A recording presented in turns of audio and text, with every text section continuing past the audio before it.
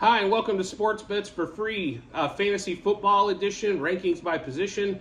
My name is Scott Jenkins. I'm your host, just a local sports bettor and fantasy player here in Phoenix, Arizona. And hopefully with our projections and yours, you'll have a fantastic fantasy draft and win your fantasy league. Last episode, we went over quarterbacks. The next one we're getting into today is going to be tight ends.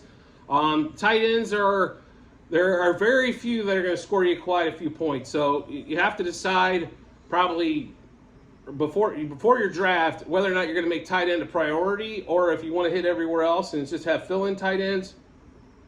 Unless I'm grabbing maybe the top 2 or 3, unless they fall to me in the right area, I'm more of I'll take whatever tight ends are left over and I'll keep drafting wide receivers and running backs.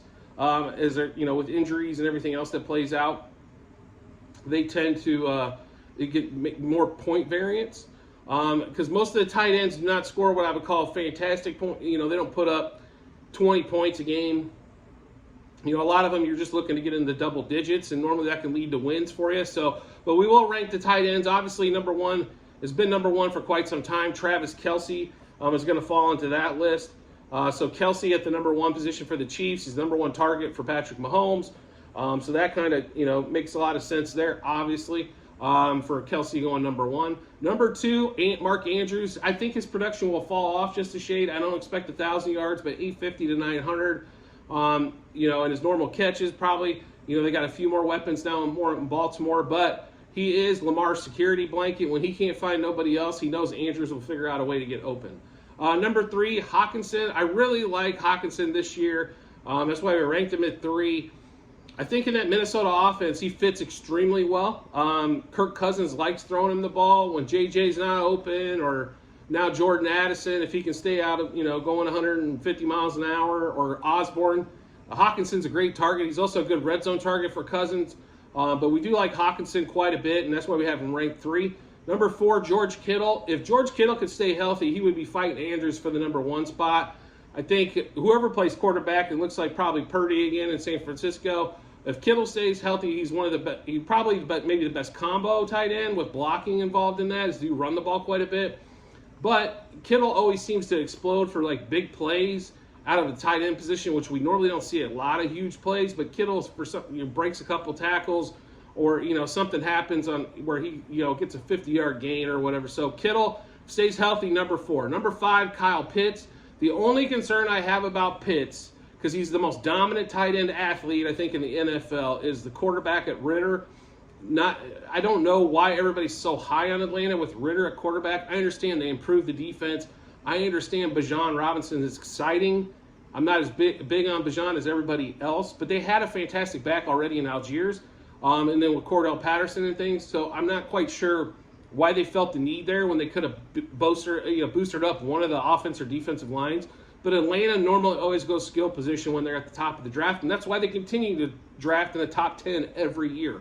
You have to draft the big boys on either side of the line, and you have to have some skill players up there to disrupt things. So, but like I said, Pitt's best athlete at the tight end position, I think, in the NFL. The question is Ritter going to give him the ball? That's why he's at 5. 6, Dallas Goedert, a little bit injury bug last year with the Eagles. Jalen Hurts, he's a good red zone target. Hurts likes throwing him the ball. Doesn't seem to, he'll throw him. If A.J. Brown, Devontae Smith seem to be the 1 and 2 targets there, but Goddard follows in basically at 3. Good position for him to be in. In that offense, they do score some points. They do throw the ball, especially in the first half.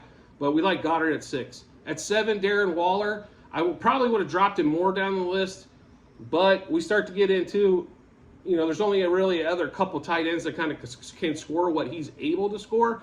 That he did with the Raiders and now with the Giants. Not a huge Daniel Jones guy, but Daniel Jones doesn't have a lot of options when it comes to pass catchers, so I think Waller will stay up there. The biggest thing for Waller is, can he play more than 12 games? It's been pretty rare in the past, I will tell you that. The monster years they had, it was because he was healthy. We'll go to 8, Freiermuth with the Steelers. This all boils down to what Kenny Pickett can do when it comes to Freiermuth's numbers and his fantasy value. Freiermuth proved last year he can get open, he can catch the ball in traffic, and he's definitely a red zone target for Pickett. Number 9, Evan Ingram. I probably should have moved Ingram. I thought about moving him up above Waller and Freiermuth. Like Ingram quite a bit. Just signed a 3-year deal with Jacksonville to make him one of the higher paid tight ends. He's got a lot of skill. The question, like when he was with the Giants, is what the hell is he doing most of the time, right? So, but Jacksonville kind of figured something out with Evan Ingram, and Trevor Lawrence is one of his favorite, one of Trevor's favorite targets is definitely going to be Ingram. Number 10, David Njoku. Like Njoku quite a bit. The question with Njoku, again, is health. He definitely a ball catcher, can catch the ball, got a good radius.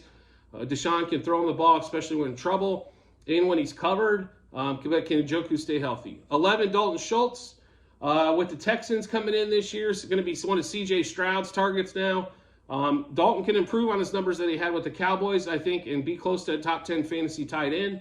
But we shall see how that offense is going to look for Schultz. I think he might be blocking quite a bit, so that could leave him at the 11 spot. 12, Tyler Higbee for the Rams. This boils down to Stafford's health because Higbee, I think, is going to be the number 2 target right behind Cooper Kupp on that one. So if Stafford stays healthy, numbers could definitely be up there.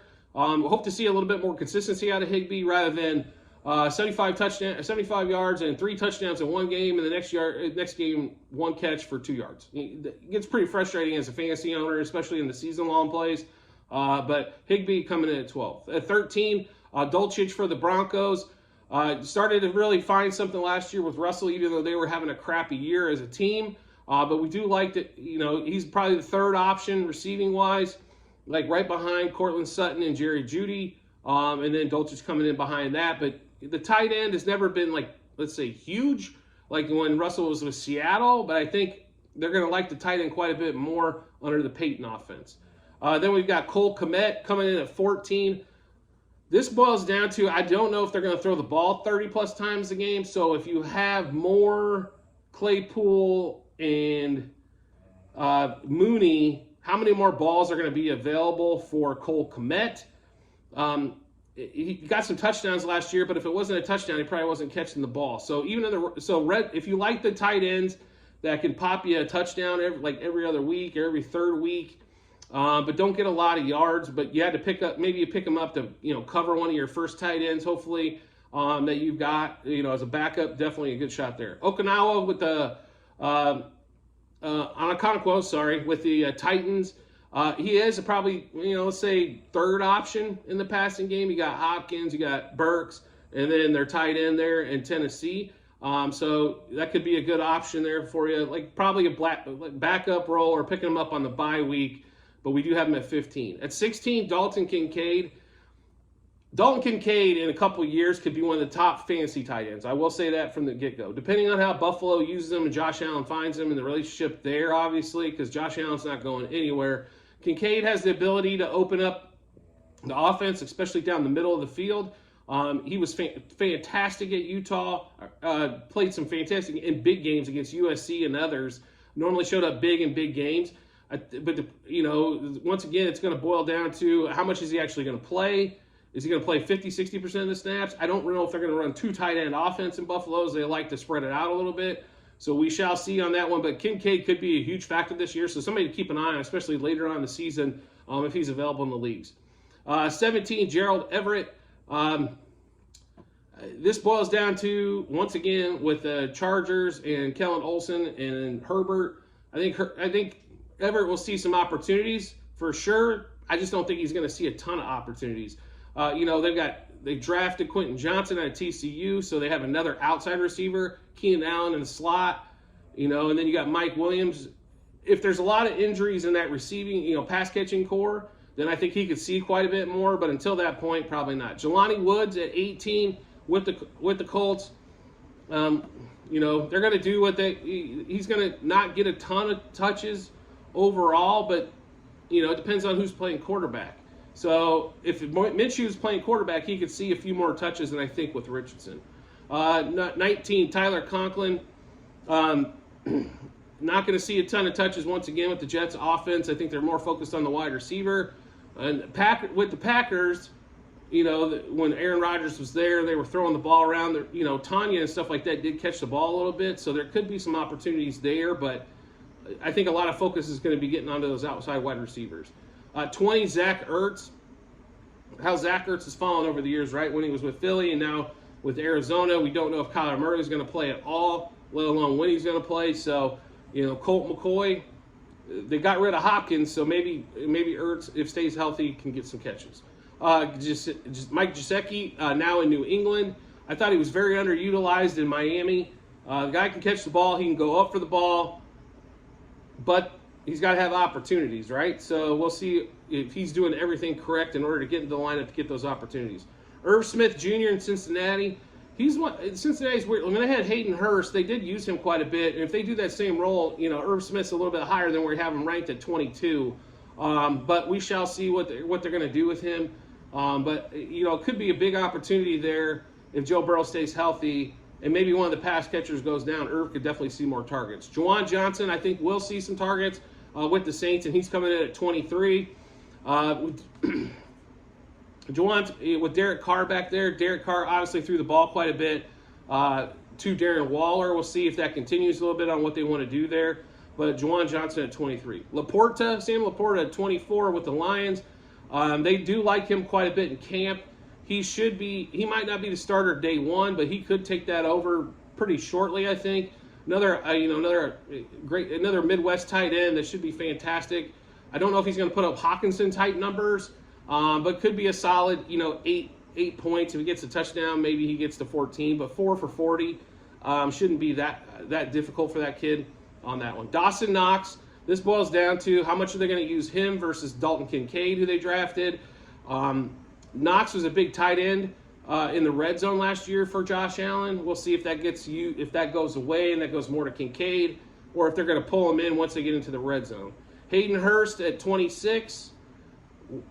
Hayden Hurst has had his moments. He's never been, first-round draft pick worthy that he was, but he's been solid.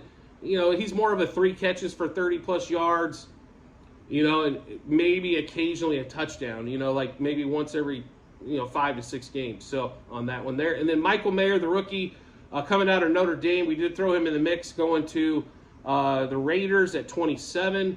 We shall see what's going to happen there. But I will say that Jimmy Garoppolo loved George Kittle, looked for George Kittle, and then looked for George Kittle again. So therefore, we're kind of that's why we put Mayer even on the list at 27. He could be a big addition to that team. But being a rookie tight end, they normally don't explode off the page numbers-wise, but we shall see when it comes to that. So make sure you check out our channel at Sports Bets for Free on YouTube.